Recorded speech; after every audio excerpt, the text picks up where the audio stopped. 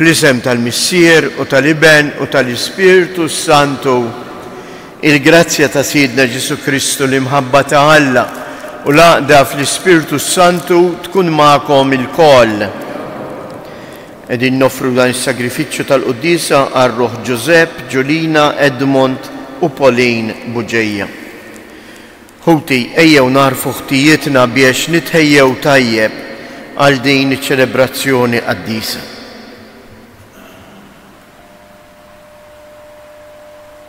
Mulej ħniena, Kristu ħniena, mulej ħniena. Iħenna lina Alla li jista' kollox jaħfrilna dnubietna u jwassalna għal ħajja ta' dejjem. Tiġi fuqna mulej il-qawwa tal-Ispirtu Santu ħalli tenna nħarsu ir-rida tiegħek bil-federalità kollha ta' qalbna u nfittxu li nagħmlu kull ma trid int billi ngħixu ħajja tajba. Bibnek Ġesu Kristu Sidna li hu Alla u li miegħek jgħix wisaltan flimkien mal-Ispirtu Santu għal dejjem ta' dejjem.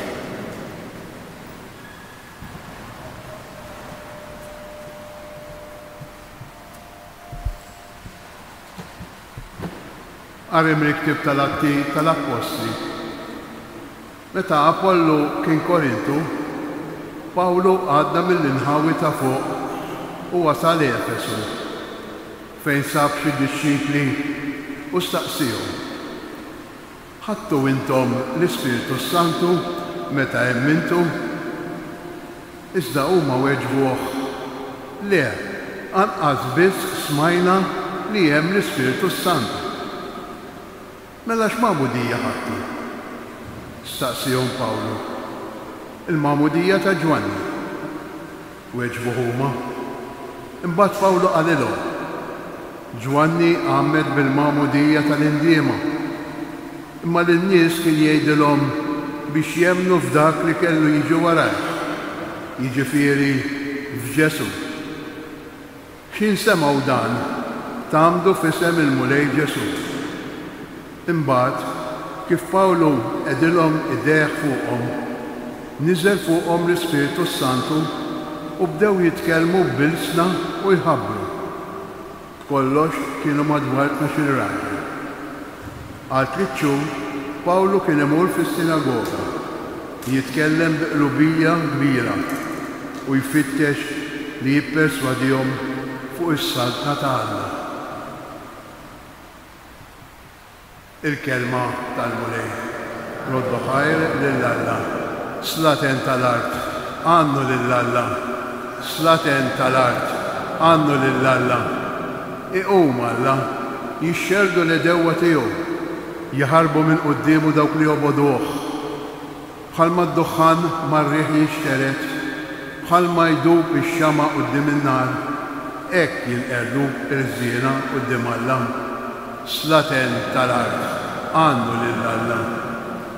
Imma l-ġusti jitennew quddiem Alla, jifirħu u jaqbżu bil-ferħ. Għannu lill-Alla, faħru ismu, taxqu fil-mulej, aqbżu bil-ferħ quddiemu. Slaten tal-art, għannu lill-Alla. Missier l-iltiema u difensur tar-Romol, ekku Alla fl-amara mqazza tiegħu. Alla jagħti d-dar lil dawk li huma weħidhom u lil ħabsin bir-risq joħroġhom. Slaten tal-art, għannu lill-Alla, nqumu għall-Evanġelju.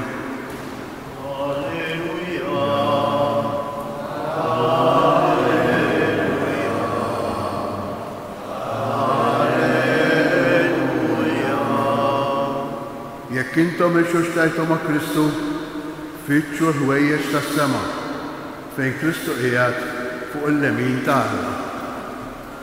Alleluja, alleluja, alleluja.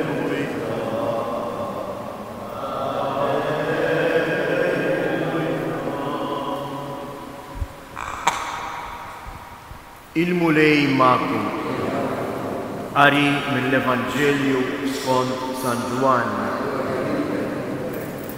F'dak iż-żmien id-disċipli qalu lil Ġesu, ara, issa qiegħed titkellem bil-miftuħ u ebda tiġbija ma inti tgħid. Issa nafu li inti taf kollox u m'għandekx bżonn li wieħed jistaqsik. Għalhekk aħna nemmnu li inti ħriex mingħand Alla.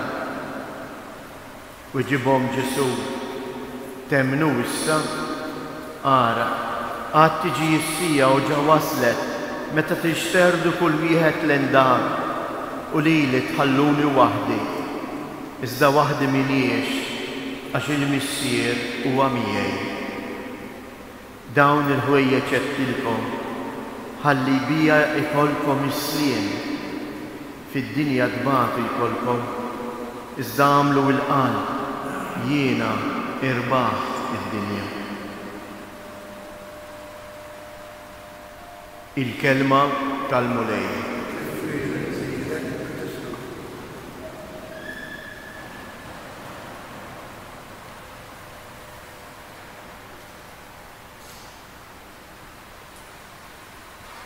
Issa nafu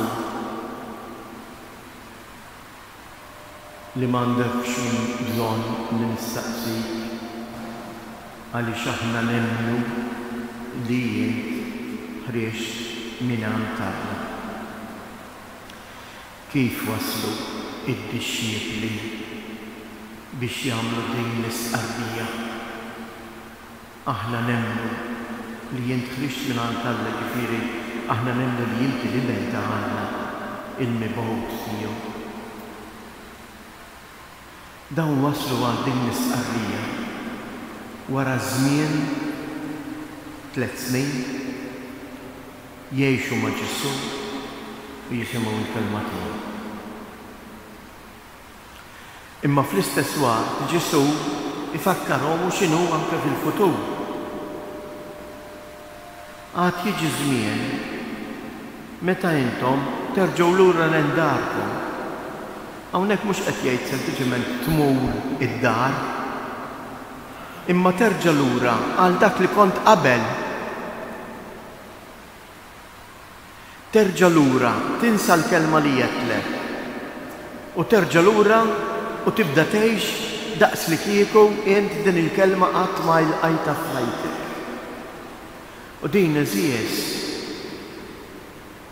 għandna mappa ċara tal-ħajja tagħna. Biex jien inżomm f'qalbi u ngħix u nimxi wara Ġesu, irrid nagħti sens u żmien fejn jien nisma' il-kelma tiegħu. Ekku dak li qegħdin nagħmlu dalgħodu pereżempju il-qudiesa ta' kuljum. Il-qudiesa ta' kuljum lili issostnini, issemmali l-kelma biex jien nista' nibqa' nimxi warajh. Imma fil-momenti tal-ħajja, għax il-ħajja mhijiex xi ħaġa ħafifa, fija liebes tagħha, fija l-momenti ta' tentazzjonijiet, il-momenti ta' challenges. Fejn jien jekk ma nkunx sod, nerġa' lura. Nerġa' lura daqs li kieku ma nemmenx fih. U nagħmel għażliet totalment żbaljati. Bħalissa qed nisimgħu ħafna fuq id-diskussjoni tal-eutanassja. U ħafna l-għirek qed jgħiduha kontra l-Knisja. Imma l-Knisja għandha kull dritt tgħid li minnu it-tagħlim. Issa jekk inti tagħżel li ma timxiex fuq il-kelma ta' Ġesu, inti liberu. Ġesu qala anke lill-apostli tiegħu. Ħajjiġi żmien meta tiġu ttentati, meta intom ukoll terġgħu lura. Imma dan ma jfissirx li l-kelma ta' Alla mhijiex vera.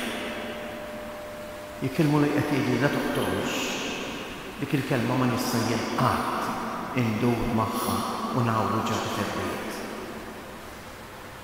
Qegħdin fin-novena tal-Ispiritu Santu nitolbu l-qawwa tal-Ispiritu Santu fuqna. Biex ma nħallux id-dinja tifridna minn Kristu.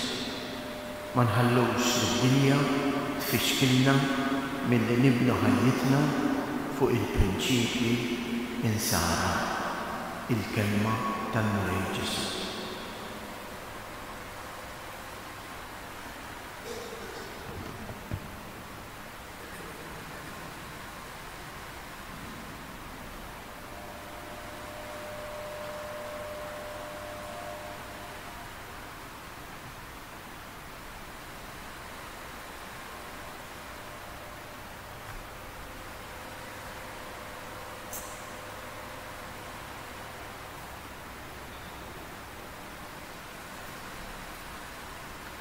Ija winti Jessis, fiduċjużi fl-imħabba tagħna, ngħidu l-Mulej biex lilna jdawwalna bl-Ispirtu Qaddejs tiegħu.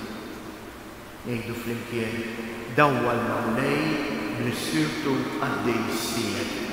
Dawwalna Mulej bl-Ispirtu Qaddejs tiegħek.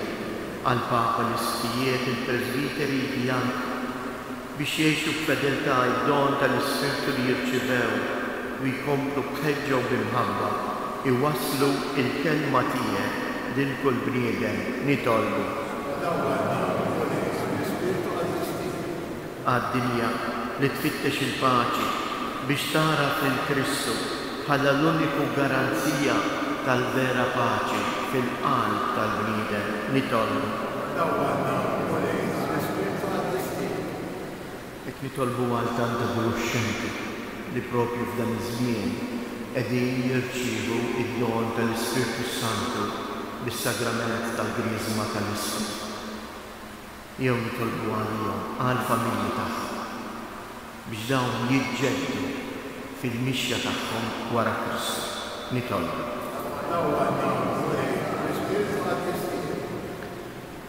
Nitolbu għall-morda dawk li jduru bihom biex isibu fihom u fil-kelma tagħna il-faraġġ u l-għajnuna meħtieġa.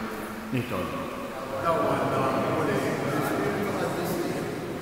Għalina lkoll sabiex niksbu tassew il-fiduċja fil-kelma ta' Kristu, nerbħu l-egoiżmu tagħna u nimxu wara.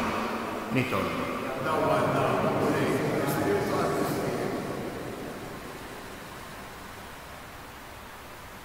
Il-Missier Qaddejs dawn it-talbiet li inti li aħna qegħdin nirrisqulek fil-bidu ta' jum ġdid. Għamel li nimplew bil-Spirtu tiegħek biex inkomplu ħerqana nimxu wara. Inti tgħix mis-salta għal dejjem ta' dejjem.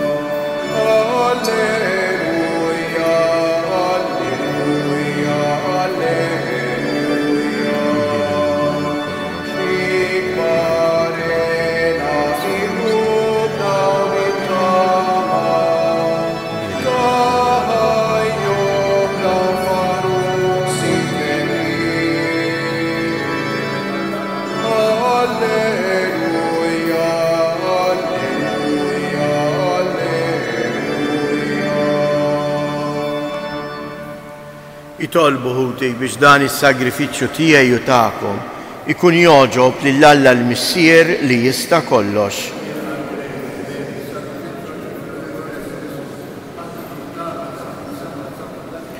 Għatina Mulej li s-sagrifiċċju bla tebba li sejrin nofrulek isaffina minn ħtijietna u jqawwina bil-grazzja tiegħek bi Kristu Siedna.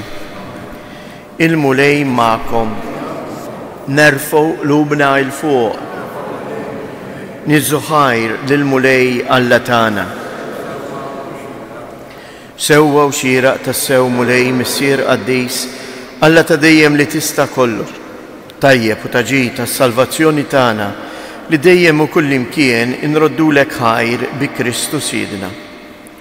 U wara li qam mill-imwiet, wara lilu nnifsu bid-djar lid-dixxipli tiegħu kollha, u qudiemhom tela' is-sema biex jagħtina sehem fil-ħajja tiegħu ta' Alla. Għalhekk f'dan il-ferħ tal-għid imxerret ma' kull imkien, il-bnedmin kollha jimtlew bil-għena mal-qawwiet tas-sema u s-sidat tal-anġli ninsġu l-innu tal-glorja tiegħek u bla għeda intennulek. Għaddejs. Mulej Alla tal-eżerċti, ismewiet u l-art mimlija bil-glorja tiegħek. Osanna fl-għola ta' smewiet, imbirek minn ġej fisem il-mulej, osanna fil-għoli ta' smewiet.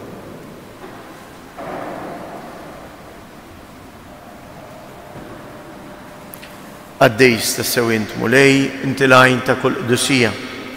Għaddis għalek nitolbuk dawn l-offerti bil-barka tal-Ispirtu tijek biex isiru għalina il-ġisem u id-dem ta' Siedina Ġesu Kristu.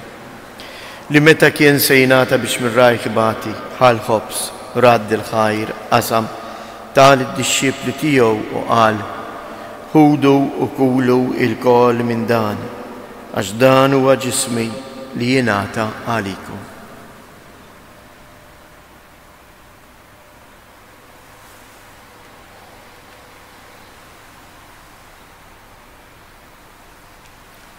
Ekku kol wara li klaħal kalċi, reġa' radd il-ħajr tal id-disċipli tiegħu u qal, ħudu u jxorbu minnu il-kol, għax dan huwa l-kalċ ta' demmi tal-patt il-ġdid li jibqa' dejjem.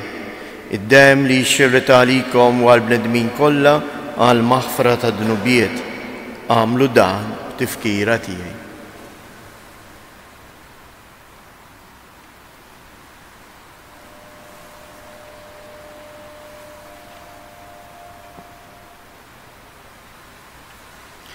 Dan hu il-misteru tal-fidi.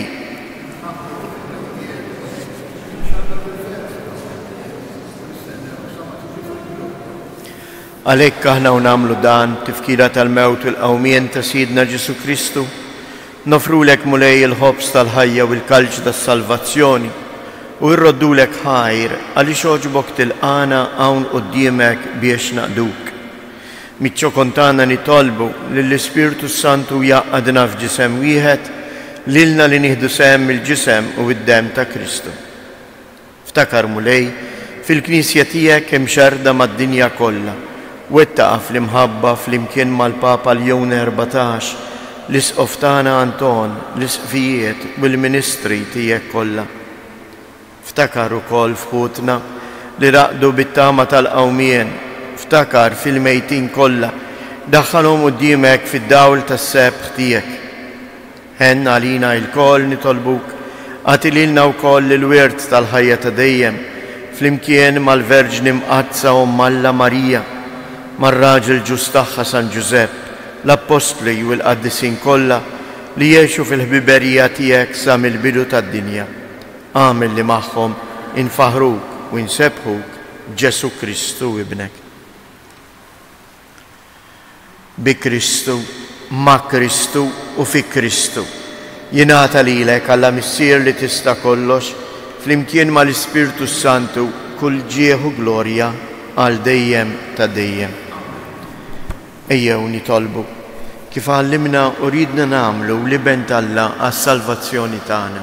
Missierna li inti fis-smewiet jitqaddes ismek, tiġi saltnatek, ikkun li trittient kif is-sema hekk fl-art. Ħobżna ta' kuljum għatina llum, aħfrilna dnubietna bħalma naħfru lil min hu ħati għalina u la ddaħħalniex fit-tiġrid iżda eħlisna mid-deni.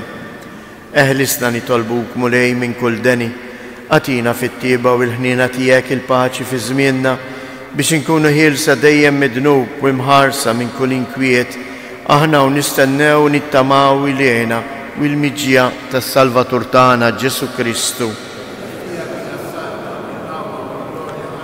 Mulej Ġesu Kristu li jgħid lill-Apostli tiegħek inħallilkom isliem, nagħtikom isliem tiegħi, la tħariex lejn dnubietna, iżda ħares lejn il-fidi tal-Knisja tiegħek. Għatija isliem u laqda li jint trid fija, jint li tgħix wis-saltan għal dejjem ta' dejjem. Il-paċi tal-mulej tkun dejjem magħkom. Għatu l-paċi lil xulxin.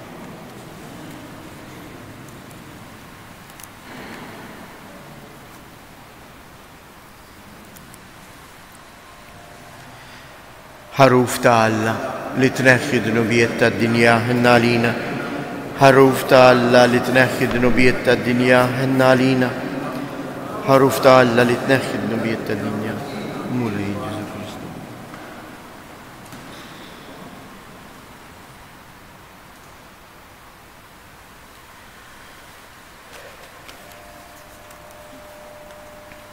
Danu l-ħaruf ta' Alla, danu li jneħħi dnubijiet tad-dinja, ħen dawk li huma mistiedna għall-ikla tal-ħaruf.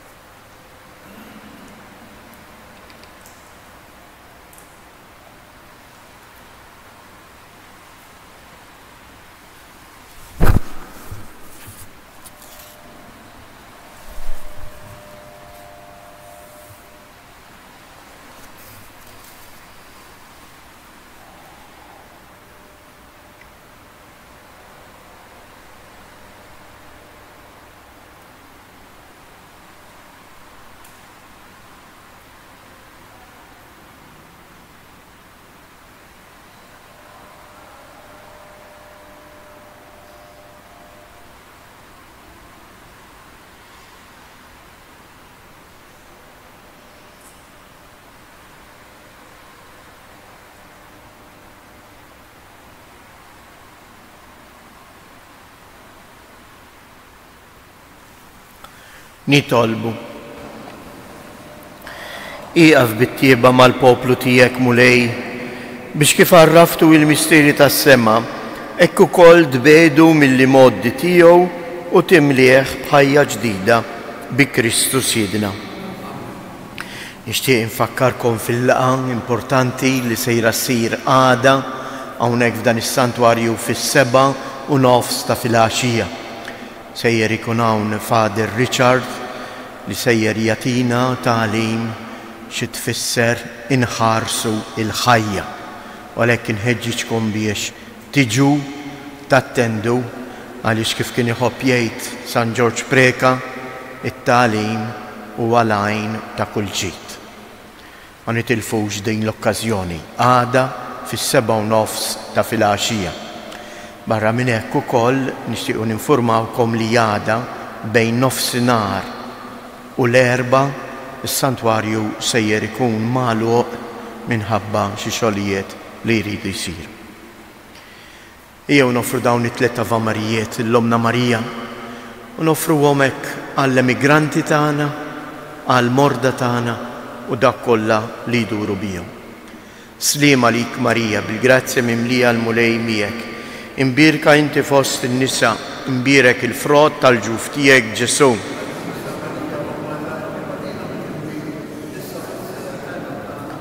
Sliem għalik Marija, bil-grazzja mimlija l-mulej miegħek. Imbirka inti fost in-nisa, imbirek il-frott tal-ġuf tiegħek Ġesu.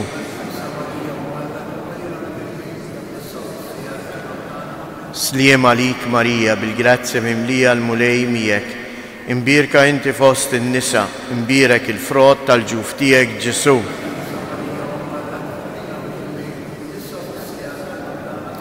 Madonna ta' Pinu, Sultana tal-familja, ħarstek fuqna dejjem żomm. Il-mulej magħkom. Iberikkom Alla li jista' kollox, il-Missier, l-Iben u l-Ispirtu Santu. Morru u għejxu fil-paċi ta' Kristu.